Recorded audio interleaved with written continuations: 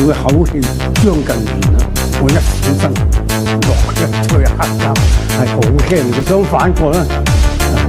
他是尖角之王，也是一代宗师。年过6旬后在对打时曾误伤李小龙。他是香港电影历史上最伟大演员之一。有人说，在谈到香港影史的时候，如果没有提到他，便是对他的不尊敬。他的艺术生涯超过了半个世纪，在关德兴时期的动作片中，他就开始以反派人物走红。到了上个世纪90年代，他依旧是最受大家喜爱的演员之一。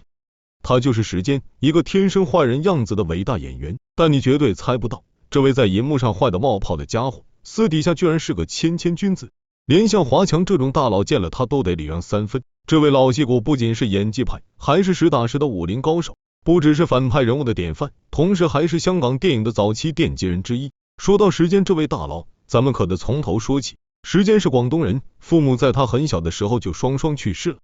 还好亲戚收养了他，照顾他长大。时间年幼时身体并不好，听说武术能强身健体后，身体虚弱，常常生病的他便被送去武术馆学习武术。学着学着，时间就发现自己协调的肢体与敏捷的反应似乎天生就是为学武而生的。在武术馆学习的9年时间里，他苦练基本功，还学习了多种拳法。值得注意的是，时间生于一个动荡的年代，他的少年时期是中国的抗战时期，所以当时时间和许许多多青年一样心怀家国，想为国家出一份力。随后他毅然决然加入罢课行动，并加入了演出抗战节目的组织。在参与演出的过程中，他发掘出了自己的演艺才能。少年时期的时间长得俊朗而挺拔，再加上一身武打的本事，他很快就在演艺行业找到了属于自己的位置。1940年，电影《血海花》向时间递来了邀请函，他在其中饰演一位反派。当时年轻的时间一定没想到，往后自己的职业生涯里，大多角色都是反派。虽然是反派，但时间不像很多演员一样抱有怨言。大家认为演反派难度大，更是一种吃力不讨好的角色，演不好会被骂演技不行，演得好也容易被入戏太深的观众责骂。而且那个时候影视剧行业刚刚兴起，普罗大众更容易入戏，并下意识认为演员也是坏人。但时间对此却并不在意。习武多年的他身上带着坚韧平和的品质，他认为自己只要把角色演绎到位了就行，荧幕之外的事不必过多在意。也正是这样的工作态度，使得他在业内口碑不错，片约不断。1949年，时间收到了黄飞鸿传剧组的邀请，出演石老爷一角。这又是一个穷凶极恶的角色，但时间一如既往以敬业的态度仔细钻研，琢磨角色的特质。拍摄黄飞鸿系列期间，他与几位主演合作的十分愉快，也发生了一些趣事。在黄飞鸿袭人芙蓉谷的拍摄过程中，时间与罗燕青对戏，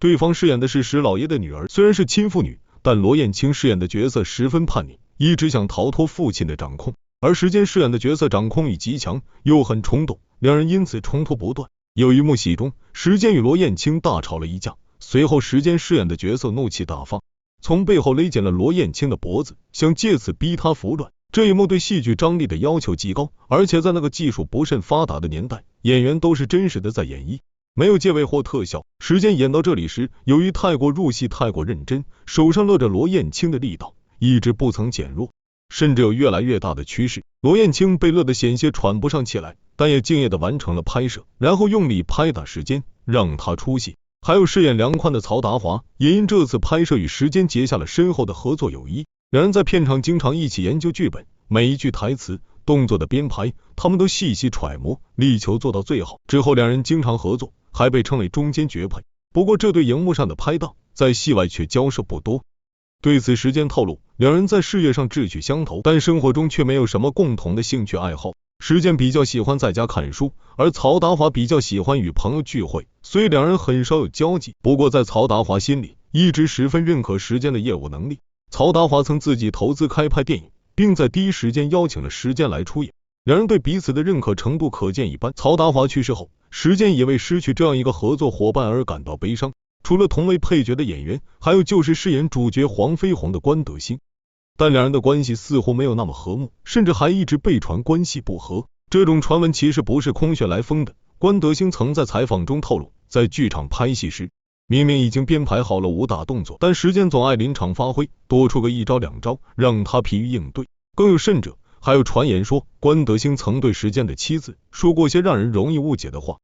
但消息是真是假，至今也没有结果。对于薄荷传闻，两人在接受采访时都心照不宣的选择打哈哈，没有直接回答。时间称两人并没有什么深仇大恨，只是做事风格不一样，合作时难免有些分歧罢了。之后时间又先后出演了许多部影视作品，在业界具有一定的影响力。当时年逾花甲的时间老先生受邀加盟龙争虎斗一片，饰演了颇具深度的韩先生一角，时间的内心被深深触动，激动之情难以言表。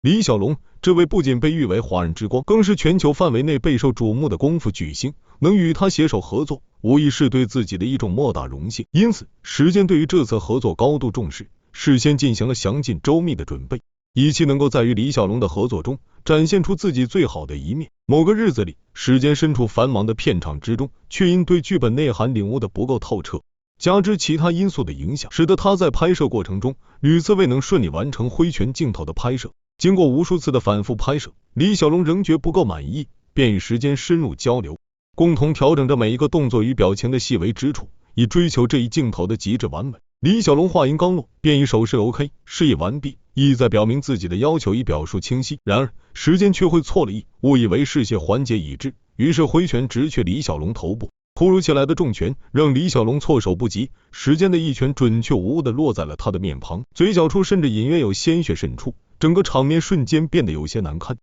要知道这可是大名鼎鼎的李小龙啊！然而面对这一突如其来的误会，李小龙并未因此勃然大怒，他只是暂时抽身片刻，稍作调整后便迅速重归岗位，继续投入到了忙碌的工作中。时间在事后接受采访时如释重负的吐露心声，他庆幸李小龙并未因此事对他心生隔阂，他满怀诚意地向李小龙表达了歉意，二人共同将心思聚焦在影片的拍摄上。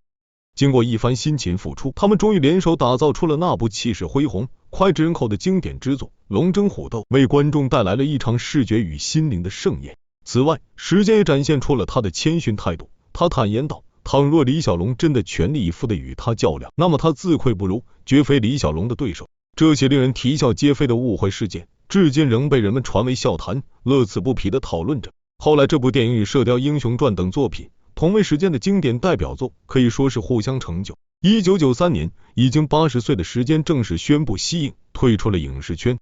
在影坛耕耘50多年后功成身退，大家都认可他的影坛地位。于是他在1996年获得了香港电影终身成就奖。虽然时间在戏内什么样的坏角色都演过，但在戏外他的品德却毋庸置疑。许多影星有了名气、地位、财富后，就很容易流连于纸醉金迷的娱乐场所，传出桃色新闻，但时间却没有。1998年，妻子李坚去世了，时间悲痛万分，他把李坚的照片摆在家里，每天都会放上新鲜水果祭奠，以示哀思。李坚走后，时间一直孤身一人，直到去世，可谓情比时间。2009年，噩耗传来，96岁高龄的时间先生因肾衰竭不幸离世。这一消息让无数影迷沉浸在悲痛之中。时间的葬礼于香港隆重举行，吸引了众多圈内好友前来悼念。现场星光熠熠，大咖云集，其中不乏陈宝珠、赵雅芝夫妇等知名人士，他们共同送别这位挚友，为其送上最后一程。时间这位影坛的传奇人物，以其大半生的辛勤耕耘，为我们留下了无数熠熠生辉的经典之作，至今仍让广大影迷回味无穷，深情怀念。愿他在那遥远的另一个世界里，依然能够保持那份清醒与自在，继续书写属于他的传奇人生。